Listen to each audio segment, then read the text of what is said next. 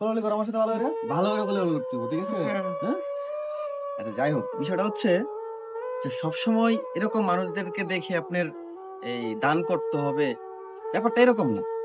ওদের সাথে একবেলা একটু ভালো করে কথা বলুন, ওদের সাথে মিশুন, দেখেন অনেক ভালো লাগবে।